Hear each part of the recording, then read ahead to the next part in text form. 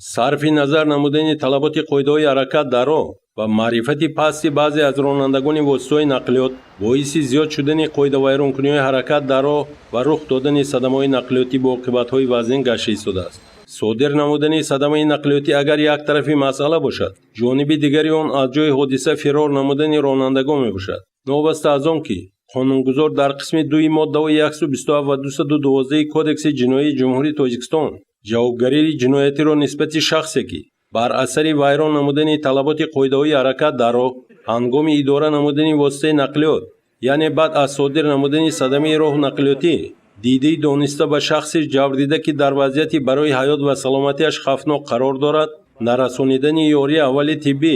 ё дастрас намудан ба муассисаҳои наздиктарини табобатӣ бидуни хабар додан ба мақомоти ҳифзи ҳуқуқ ҷои ҳодисаро тарк менамояд, ҷавобгарии ҷиноятиро пурзӯр намудааст. ба ин нигоҳ накарда,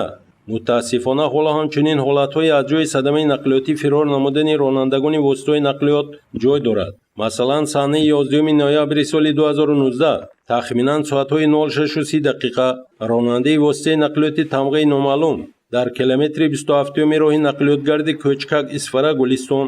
ҳангоми ҳаракат аз самти деҳаи Моҳпарӣ ба самти деҳаи қалъачаи мазори шаҳри Исфара аз сабаби баланд намудани суръати ҳаракати воситаи нақлиёт аз меъёри муқаррар кардашуда бехатарии ҳаракат дар роҳро таъмин карда натавониста, велосипедрон Назиров Ёсин Вахобович, сокини ҷамоати деҳоти Чилгазии шаҳри Исфара ки бо воситаи нақлиёти мазкур дар як самт бо канори рости роҳ ҳаракат мекард, пахш намуда аз ҷои ҳодиса ғайб задааст. дар натиҷа велосипедрон Назиров Ёсин аз ҷароҳатҳои вазнини бардоштааш дар ҷои ҳодиса ба ҳалокат расидааст. ҳангоми гузаронидани чораҳои фаврии ҷустуҷӯӣ ва амалӣ намудани амалиёти боздошт аз тарафи кормандони милитсия, ронанда Рӯзиматов Носир Зоидалиевич, сокини ҷамоати Навгилеми шаҳри Исфара, бо воситаи нақлиёти тамғаи Toyota Land Cruiser рақами қайди давлатиаш 0093 KN02 ки ҷинояти мазкурро содир намудааст, боздошт гардид. оиди ҳодисаи мазкур нисбати номбурда парвандаи ҷиноятӣ бо моддаи 127 қисми 2